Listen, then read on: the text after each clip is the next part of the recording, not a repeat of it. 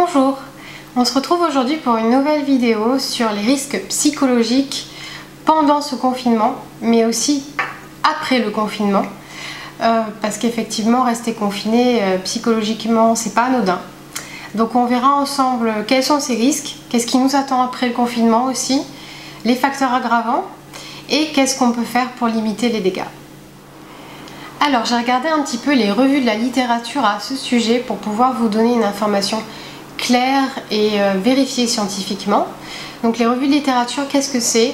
C'est un chercheur en fait qui va rassembler tout un tas d'études qui ont été faites sur le sujet pour pouvoir nous dire qu'est-ce qu'on sait vraiment de ce sujet et s'il y a eu des consensus, donc s'il y a eu des chercheurs qui se sont mis d'accord finalement sur le sujet ou non. Donc voilà, ce que j'ai pu voir déjà, c'est qu'il y avait quand même très peu d'études qui ont été faites sur le sujet, donc sur les risques psychologiques du confinement en général. Ça c'est un premier point. Ensuite, ce que j'ai pu remarquer, c'est que les cultures ne sont pas les mêmes dans les études, les maladies ne sont pas les mêmes. Il y a beaucoup d'études qui ont été faites sur Ebola notamment.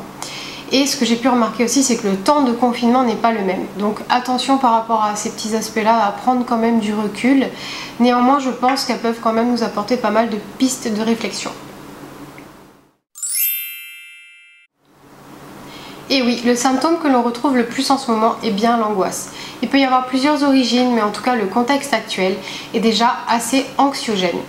Il faut savoir que quand il y a un manque d'informations, des informations peu fiables ou des manques de précision, par exemple quant à ce virus, parce que c'est vrai qu'on est quand même assez ignorant par rapport à son origine, sa propagation ou même à la guérison en général. Tout ça provoque beaucoup d'angoisse parce qu'on a tendance finalement à imaginer le pire. Alors les recommandations que je pourrais faire par rapport à ça: arrêtez de regarder les informations, les reportages, les témoignages, les fake news toute la journée. Déjà, sélectionnez une source d'information qui est officielle et qui est vérifiée. Informez-vous une fois par jour et c'est suffisant. Autre chose, ne focalisez pas toute votre énergie sur le coronavirus. Essayez de penser un peu à autre chose. Faites des listes dans la journée de choses que vous devez faire, des nouveaux objectifs que vous vous fixez. Profitez pour faire un travail personnel sur vous-même. Faites-vous plaisir dans la mesure du possible. Et si les manifestations anxieuses persistent et s'aggravent, contactez un psychologue. En effet, beaucoup de patients que je consulte par téléphone me parlent de conflits durant ce confinement. On ne peut pas faire ce que l'on veut, donc ça provoque quand même beaucoup de frustration. On doit se dire non, on doit dire non à nos enfants, on doit dire non à nos envies, à certains de nos besoins aussi. Tout ça provoque de la frustration. En plus, on a quand même beaucoup moins de tact et de retenue face à nos proches plutôt qu'à des étrangers en général. Donc, la somme de tout ça, ça provoque beaucoup de conflits et beaucoup plus qu'en temps normal. Je pense que ça serait judicieux de tourner ses actions vers l'autre et pas en réaction à l'autre. D'être un maximum bienveillant et altruiste. Je pense aussi que quand on est dans la compréhension du vécu de l'autre, il y a quand même beaucoup moins de conflits. Si néanmoins cela s'aggrave, si vous n'arrivez pas à gérer vos émotions et à contrôler un comportement agressif chez vous, n'hésitez pas à contacter un professionnel. Le confinement nous oblige à rester chez nous et donc à modifier nos contacts sociaux. L'être humain a un besoin social très important et la sensation de solitude peut être très mal vécue pour certaines personnes. Cela peut même aggraver des fragilités psychologiques qui étaient déjà présentes auparavant. Alors tout simplement, continuez à communiquer.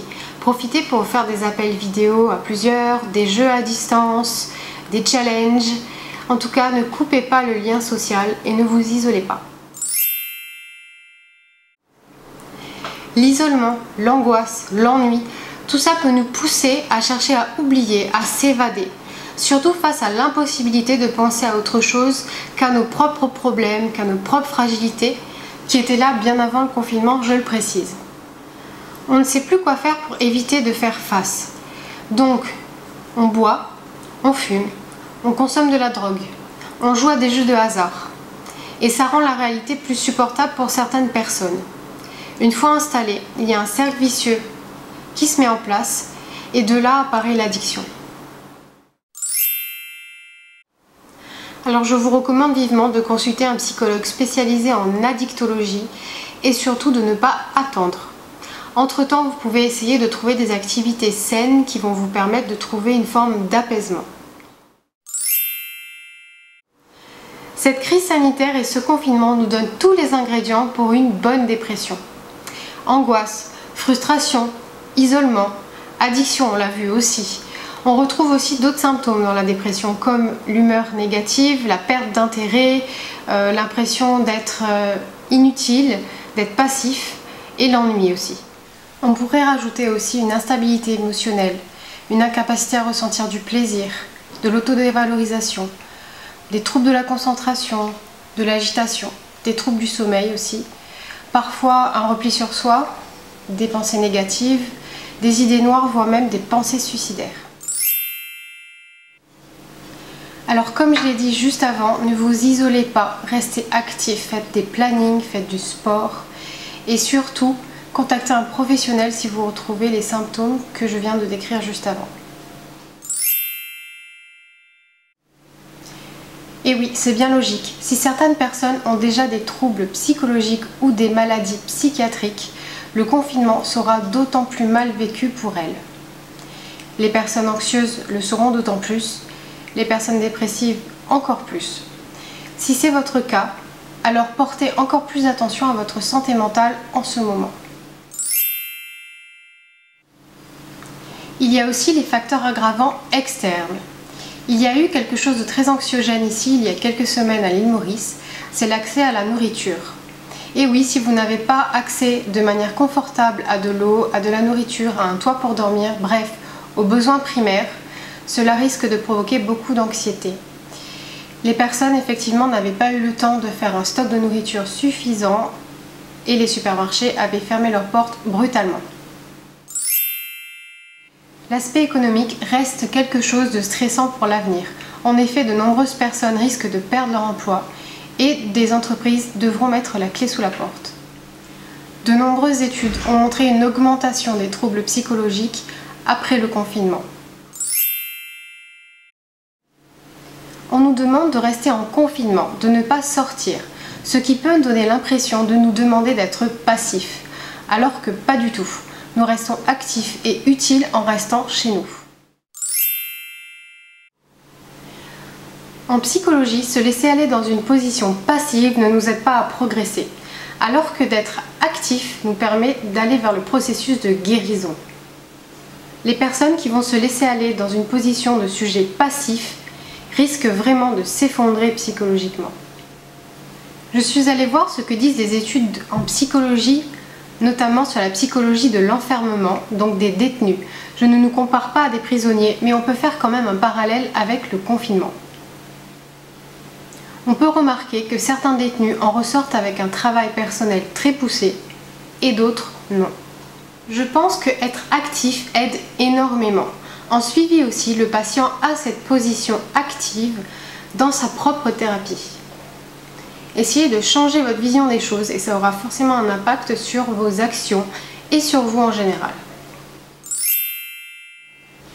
Pour finir, les études montrent que plus on comprend le pourquoi du confinement, mieux on arrive à le supporter et à le vivre positivement.